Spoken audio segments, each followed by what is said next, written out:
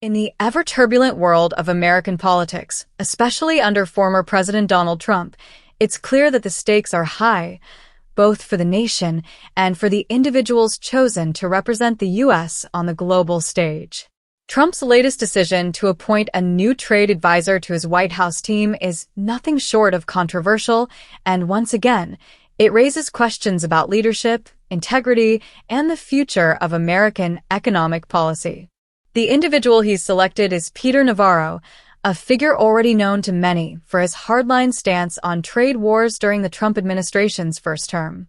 Navarro, who has long been one of the most ardent proponents of Trump's protectionist trade policies, is now poised to step into the role once again. But here's the kicker. Navarro isn't just another political appointee. He is a convicted felon, having recently served prison time after being found guilty of contempt of Congress. This video will explore the implications of Navarro's appointment, the ramifications for American trade policy, and what it means for the future of both Trump's economic agenda and the country's international standing. As America faces a critical moment, with the return of former President Trump looming on the horizon, the decision to reinstate someone like Navarro brings both shock and fear.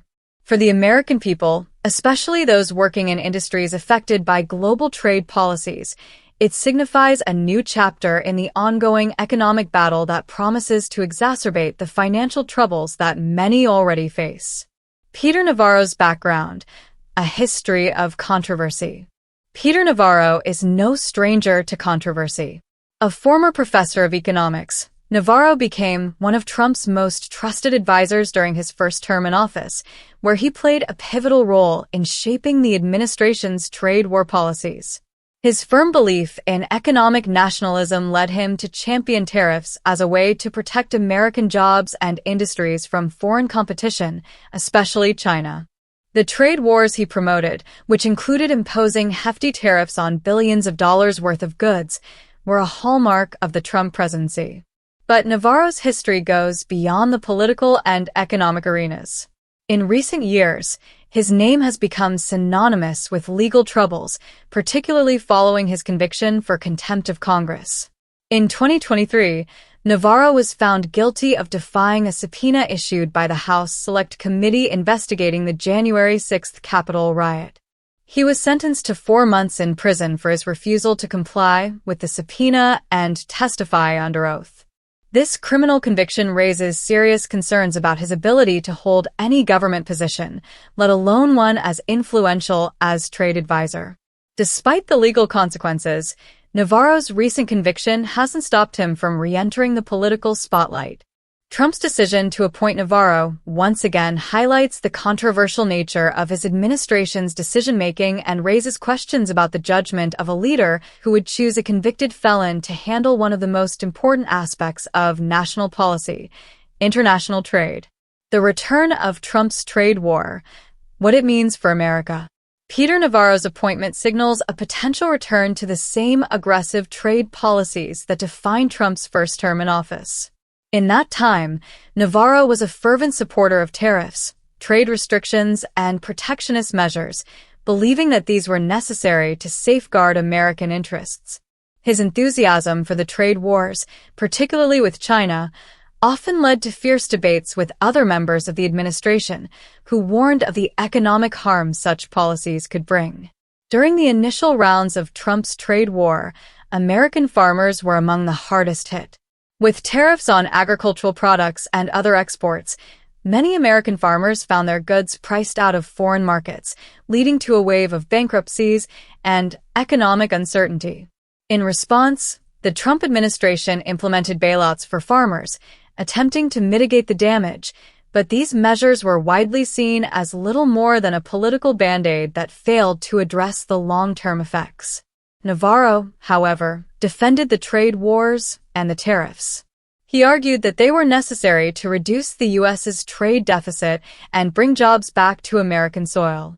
Despite the growing evidence that the tariffs were causing more harm than good, Navarro continued to push the administration's trade agenda. With his return to the White House as trade advisor, it's expected that Navarro will once again advocate for even more aggressive trade measures. The question is, Will the American public, already struggling with rising costs and economic instability, be able to withstand the full force of another trade war? The economic impact. How Peter Navarro's trade policies will affect ordinary Americans. One of the most concerning aspects of Peter Navarro's return to power is the potential impact his policies will have on ordinary Americans. While tariffs are often marketed as a way to protect American businesses, the reality is that these taxes on imports tend to hurt consumers the most. Higher tariffs lead to higher prices on everything from electronics to clothing to food. For those already living paycheck to paycheck, this added financial burden could push many families into even more difficult economic circumstances. Navarro's previous support for tariffs has already had a tangible effect on prices. Products that once seemed affordable now come with a premium. For example, consumers saw an increase in the price of washing machines, dryers, refrigerators, and other big-ticket items as a result of the Trump administration's trade policies. With Navarro back in a position of power, it's highly likely that we will see further increases in the cost of goods, especially those heavily reliant on imports. But it's not just the cost of consumer goods that's at risk. The trade war also hurt American manufacturers, many of whom found themselves caught in the crossfire of international tariffs. Some companies may even consider moving production overseas to avoid the punitive tariffs, further exacerbating job loss in the U.S. Navarro's economic philosophy may sound appealing in theory, but in practice, it often leads to a contraction of the very industries it was meant to protect. A convicted felon in the White House, the legal and ethical concerns. The appointment of Peter Navarro is fraught with legal and ethical concerns. As a convicted felon, his appointment to a high-ranking government position raises serious questions about the standards of conduct in the White House. While many have called for Trump to show greater accountability in his appointments, the fact that a convicted criminal like Navarro could return to such an influential role suggests that ethical considerations are often sidelined in favor of political loyalty. The larger question here is whether someone with Navarro's criminal background should be allowed to hold a position of power. In a country that prides itself on the rule of law, appointing a convicted felon to a key position sends a troubling message about accountability. It also casts doubt on the integrity of the decision-making process within the Trump administration. Navarro's conviction and subsequent prison sentence for contempt of Congress are not the only legal issues he has faced. He was also involved in various legal battles surrounding his role in the Trump administration's efforts to overturn the 2020 election results. These issues further complicate his candidacy for the position of trade advisor. Critics argue that a person with Navarro's track record should not be given the responsibility of shaping the nation's economic future. What's next? The future of U.S. trade policy under Navarro's influence. With Peter Navarro once again poised to take charge of U.S. trade policy, it's clear that a return to Trump-era trade wars is on the horizon. The U.S. economy, still recovering from the effects of the COVID-19 pandemic and the ongoing inflationary pressures, may now be forced to grapple with a new round of tariffs, sanctions, and trade restrictions. While Navarro remains steadfast in his belief that these measures will ultimately benefit American workers, many economists and industry experts warn that the reality is far more complicated.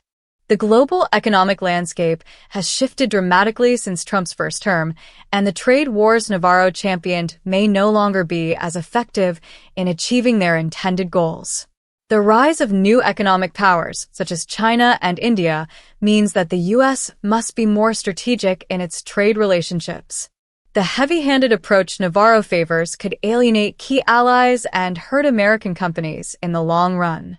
As Trump continues to build his team, the return of Peter Navarro signals that the former president is doubling down on his protectionist policies. But for the American people, the question remains, will these policies result in prosperity, or will they lead to further economic hardship? In the face of mounting challenges and a rapidly evolving global economy, the decision to appoint Peter Navarro as trade advisor is a bold and highly controversial move by Donald Trump. With Navarro's criminal conviction and his hardline stance on trade, his return to the White House raises critical questions about the future of American trade policy, the ethical implications of his appointment, and the economic consequences for everyday Americans.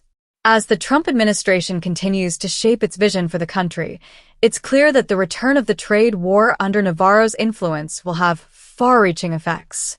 For many Americans, this is a moment to prepare for what's to come. Higher prices, more economic instability, and perhaps even further legal and political controversies. As always, the true consequences of these decisions will unfold over time, but one thing is certain: Peter Navarro's return to the White House will not go unnoticed. In the end, we are left with the reality of a government that seems more willing than ever to prioritize loyalty over accountability and economic policies that may end up doing more harm than good. As we watch these events unfold, it is up to the American public to remain vigilant and question the true cost of the decisions being made in the halls of power.